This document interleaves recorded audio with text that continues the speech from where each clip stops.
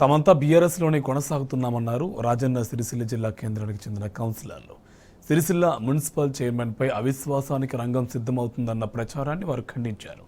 సిరిసిల్ల మున్సిపాలిటీలో ఎలాంటి అవిశ్వాసానికి అవకాశం లేదని బీఆర్ఎస్ కౌన్సిలర్లు తేల్చి చెప్పారు. బీఆర్ఎస్కు చెందిన మొత్తం 24 మంది కౌన్సిలర్లు సమావేశానికి హాజరయ్యారు. తమంతా క్యాంపుకు వెళ్తున్నామన్న వాదన సరైంది కాదన్నారు.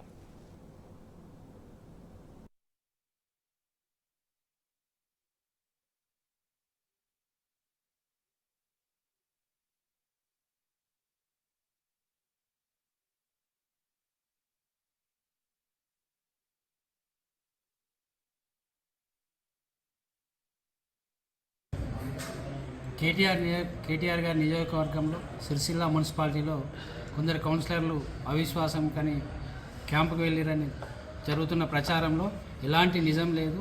మాకు ఉన్న 33 మంది కౌన్సిలర్లలో దాదాపు 24 మంది కౌన్సిలర్లు ఈరోజు కేటీఆర్ గారి మన ముఖ్య కార్యకర్తల సమావేశం అందరం కూడా పాల్గొనడం జరిగింది.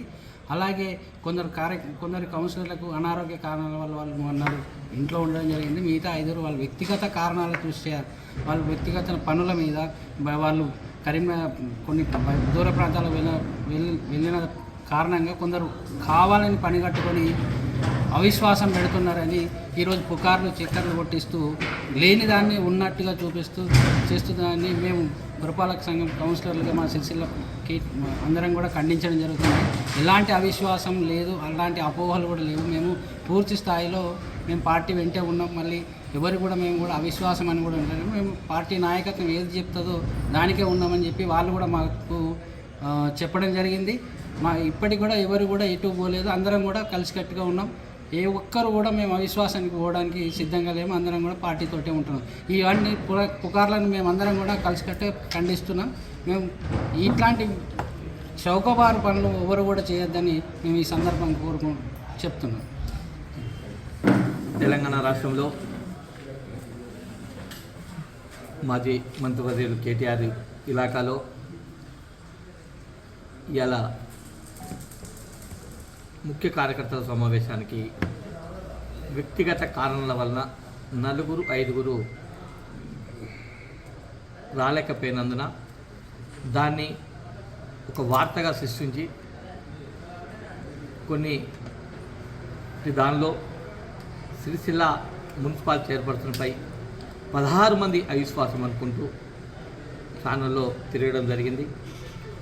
ఈరోజు సాయంత్రం వరకు దాదాపు బీఆర్ఎస్ పార్టీకి చెందిన 32 కౌన్సిలర్లలో 24 మంది ప్రజెంటు ఈ మీటింగ్కు రావడం జరిగింది.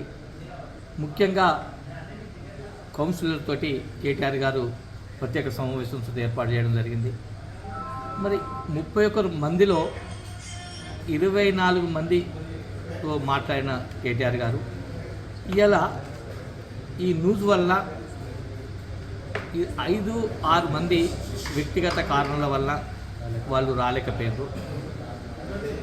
దయచేసి వాస్తవాలను వాస్తవంగా చూపించండి. ఇటువంటి ఫేక్ న్యూస్ వల్ల కొన్నిటికి ఇబ్బంది కలుగుతుంది. కేటీఆర్ అనే ఇలాకాలో ఇతర పార్టీలకు ఎందుకంటే ముఖ్యమైన నేత కేటీఆర్ కాబట్టి ఖచ్చితంగా తెలంగాణ రాష్ట్రంలో చూపు కేటీఆర్ పైన ఉంటుందని చెప్పి తెలుసు. దీనివల్ల మేము వివరణ ఇచ్చే పరిస్థితి ఏర్పడదు కాబట్టి దయచేసి మీరందరూ 24 మందితో సహా ఇవాళ మీటింగ్స్